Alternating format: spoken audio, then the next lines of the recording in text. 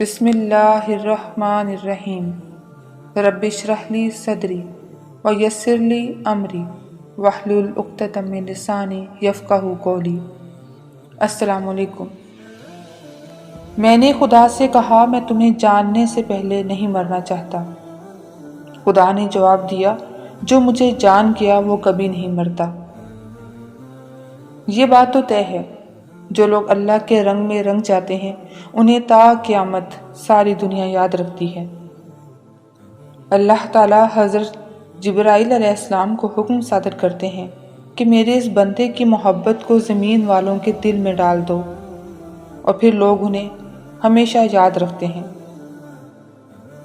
حضرت محمد صلی اللہ علیہ وآلہ وسلم کی شریعت مقدسہ پر جن محترم لوگوں نے احسن طریقے سے عمل کیا، جنہوں نے اپنی زندگیاں سنت نبوی صلی اللہ علیہ وآلہ وسلم کے مطابق میں گزار دیں، انہیں اولیاء کرام کہا جاتا ہے۔ انہی مقدس و محترم اور برگزیدہ ہستیوں میں نہایت ہی معتبر نام حضرت سیدہ رابعہ بصری رحمۃ اللہ علیہ کا ہے۔ حضرت رابعہ بصری اللہ کے رنگ میں رنگنے والی تھیں۔ انہیں دنیا سے اور دنیا والوں سے کوئی سروکار نہیں تھا، کیونکہ وہ جانتی تھیں کہ اللہ تعالیٰ نے مجھے اپنے لیے، اپنی عبادت کے لیے، اپنی اطاعت کے لیے اس کائنات میں بھیجا ہے۔ یہ دنیا میرا مقصد نہیں ہے، میرا مقصد تو اللہ تعالیٰ کو مجھ سے راضی کرنا ہے۔ ان کا ایمان بہت پختہ تھا، مگر افسوس ہمارا ایمان بہت کمزور ہے، کیونکہ ہم تو اس چمکتی ہوئی دنیا کی طرف مائل ہیں، ہمیں تو اس دنیا کا رنگ حسین لگتا ہے۔ آپ نے ہمیشہ نماز اور روزے کی اہمیت پر زور دیا اور پاکیزگی اور طہارت کا درس دیا۔ آپ کا شمار بلند پایا اولیاء اللہ میں ہوتا ہے۔ اسلامی تصوف میں پہلی خاتون ہیں جنہیں شہرت دوام حاصل ہوئی۔ 95 ہجری کی ایک بابرکت رات میں بصرہ کے ایک نیک سیرت انسان اسماعیل رحمۃ اللہ علیہ کے گھر بیٹی کی ولادت ہوئی۔ گھر میں 3 بیٹیاں پہلے سے تھیں۔ نومولود کا نام رابعہ رکھا گیا۔ آپ کے والد محترم زمانے کی سختیاں سہتے، فاقے کرتے اور نت نئے مصائب و آلام برداشت کرتے، مگر زبان سے کبھی شکایت نہ کرتے اور نہ کسی سے دستے سوال دراز کرتے۔ ایسے باپ کی بیٹی فطرتاً عابدہ و زاہدہ تھیں۔ حضرت رابعہ بصری رحمۃ اللہ علیہ کو بچپن سے ہی قرآن پاک اور بزرگان دین کے اقوال سے لگاؤ تھا۔ آپ کی عمر مبارک ابھی تقریباً 5 برس تھی کہ والدین دنیا سے رحلت فرما گئے۔ ان دنوں بصرہ میں ایسا شدید قحط پڑا کہ بھوک سے لوگ ہجرت پر مجبور ہو گئے۔ ہجرت کے دوران حضرت رابعہ اپنی بہنوں سے بچھڑ گئیں۔ ایک ظالم شخص نے انہیں پکڑ کر ایک دولت مند کو فروخت کر دیا۔ وہ ان سے تمام کام کرواتا تھا۔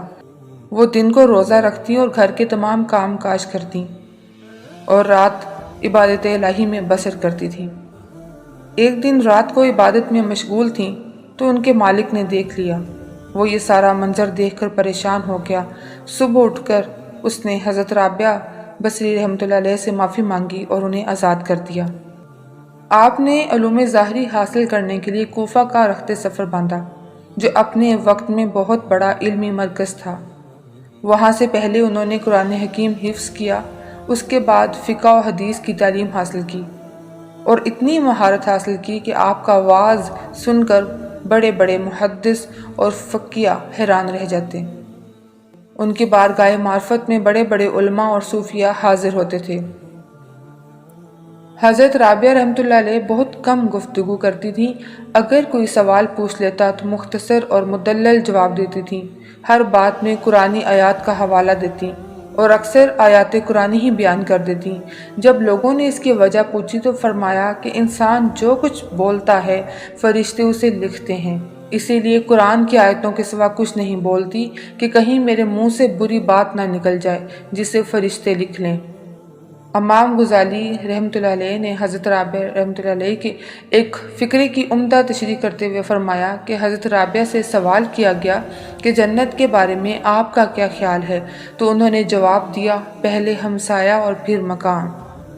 امام غزالی فرماتے ہیں کہ رابعہ بصری رحمۃ اللہ علیہ کی اس قول کا مطلب یہ ہے کہ جس شخص نے دنیا میں خدا کو نہیں پہچانا وہ اگلے جہاں میں بھی اس کے دیدار سے محروم رہے گا۔ مردوں کے معاشرے میں جہاں ممبر و محراب تک مرد ہی فائق ہوتے، وہاں ایک زاہدہ و صالح عورت کے اقوال و افکار اور عبادت کی انتہا ہلچل مچا دے تو سب کے لیے حیرت کا مقام ہوتا ہے۔ ہمیشہ کھردرے کمبل کا کرتا پہنتی تھیں اور وصیت فرماتی تھیں کہ مرنے کے بعد اسی میں دفن کیا جائے۔ ان کے انتقال کے بعد ایک معتقد خاتون نے انہیں خواب میں دیکھا کہ بہت ہی قیمتی ریشم کا کرتا پہنے ہوئے ہیں۔ خاتون نے سوال کیا کہ کمبل کا کرتا کہاں گیا؟ تو جواب میں کہا، رحمان نے اس کرتے کے بدلے میں یہ کرتا عطا فرمایا ہے۔ اس عورت نے کہا کہ قرب الہی کے حصول کا کوئی طریقہ بتائیں، تو جواب دیا کہ قرب الہی کے لیے یاد الہی سے بہتر کوئی چیز نہیں۔ اکثر وہ اشعار پڑھا کرتی تھیں جس کا ترجمہ کچھ یوں ہے: اے میرے آقا، مقرب بندے خلوتوں میں تیرا قرب ڈھونڈتے ہیں، تیری عظمت کے گیت سمندر میں مچھلیاں گاتی ہیں اور تیرے مقدس جلال کی وجہ سے موجیں ایک دوسرے سے ٹکراتی ہیں۔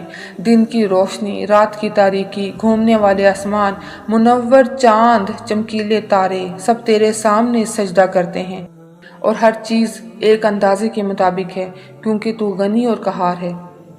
وہ اپنی دعائیں اپنے اشعار کے ذریعے بیان کرتی تھیں۔ اس دعا کو اکثر راتوں کو چھت پر جا کر پڑھا کرتی تھیں: اے میرے مالک، ستارے چمک رہے ہیں اور سب لوگوں کی آنکھیں نیند سے بند ہیں اور ہر کوئی اپنی خلوت میں ہے اور میں یہاں تیرے ساتھ اکیلی ہوں۔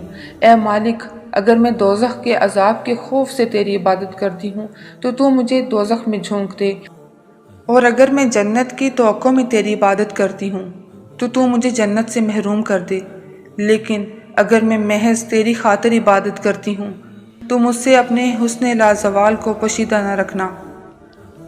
وہ فرماتی تھیں کہ کوئی انسان کس طرح توبہ کر سکتا ہے جب تک اس کا مالک اس کو اس کی توفیق عطا نہ کرے اور اسے قبولیت نہ بخشے۔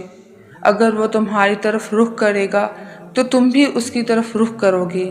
فرماتی تھیں کہ اللہ تعالیٰ سے قناعت پسند دل مانگو، یہ بہت بڑی نعمت ہے۔ دل کو قابو میں رکھنا اور اختیار ہونے پر ناجائز خواہشوں کو روکنا مردانگی ہے۔ اللہ کی عبادت گزار بندی، فرشتہ مجاہدہ صفت، عابدہ صالحہ، فخر النساء فی الصالحین نے 185 ہجری میں بصرہ میں وصال فرمایا اور وہیں آپ کو دفن کیا گیا۔ محبتوں کا یہ آبشار اس دنیا میں طویل عرصہ گزارنے کے بعد اس طرح اس دنیا سے رخصت ہوا جیسے باد نسیم کا کوئی جھونکا تیزی سے گزر جائے۔ آپ کی سیرت اور آپ کا کردار، غرض کہ آپ کی پوری زندگی خواتین کے لیے مشعل راہ ہے۔ آپ کی عبادت، ریاضت اللہ سے محبت سے پیغام دیتی ہے کہ انسان خواہ مرد ہو یا عورت، اسے ہر حال میں خدا کی بندگی اور محبت کا حق ادا کرنا ہے۔ اسے دوزخ و جنت سے بے نیاز ہو کر معبود حقیقی کی عبادت کرنی ہے۔ اسے صبر و رضا کا پیکر بننا ہے۔ اسے اپنی زندگی کے شب و روز خدا کے نور سے منور کرنے ہیں، تاکہ جب اس کا سفر آخرت ہو تو ہر راستہ اور منزل منور ہو۔ عورتوں کی فضیلت کے مباحثے میں فرماتی تھیں کہ اگر ان میں کوئی نبی نہیں تو کسی عورت نے خدائی دعویٰ بھی نہیں کیا، مگر تمام انبیاء اور اولیاء کرام صدیق عورت کی گود میں ہی پرورش پاتے اور بڑے ہوئے ہیں، اور معرفت کی اصل خدا کی طرف متوجہ ہونا ہے۔ جزاک اللہ۔